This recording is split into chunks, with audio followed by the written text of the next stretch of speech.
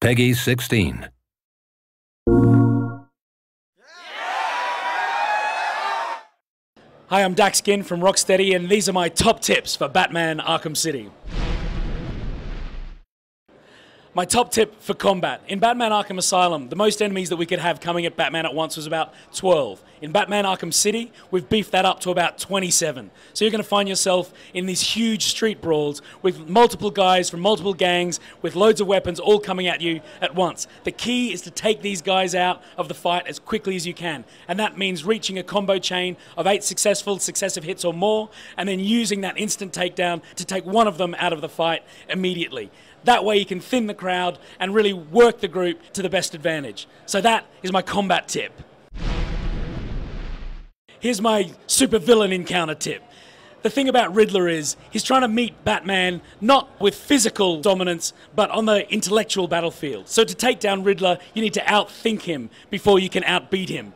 So when you come across any Riddler challenges, first thing to do is don't panic. The second thing to do is be Batman. You've got to think like the Dark Knight. The Riddler is not going to go face-to-face with you in combat. It's not going to be a fight situation. He's going to try and get up in your grill. He's going to try and get into your brain. So you've got to be smarter than him and think your way through the puzzle, think your way out of the challenge. That's my top tip for taking down the Riddler. Okay, now here's my top tip for gliding and navigation through the streets of Arkham City. The big thing about Arkham City that we really wanted to deliver was this huge open world game. It's 5 times bigger than Arkham Island was in the first game. So getting around is absolutely key.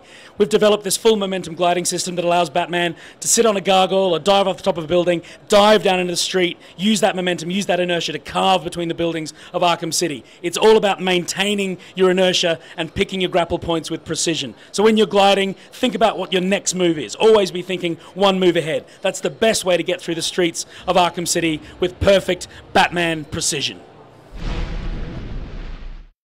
Here's my top tip for finding all of Riddler's trophies. Riddler has been busy between the end of Arkham Asylum and the start of Arkham City, and the way that he was humiliated in the first game has got him revved up for vengeance against Batman. He has hidden over 400 trophies all throughout the streets of Arkham City. So what you need to do in order to identify where they are is work out who is working for him on the sly. Riddler's paying off other gang members to work for him secretly. So you've got to identify these Riddler informants within their gangs, leave them as the last man standing in a fight, and then interrogate them to find out the exact locations of all of Riddler's trophies. If you're going to find every single one of them in Arkham City, that's what you're going to need to do.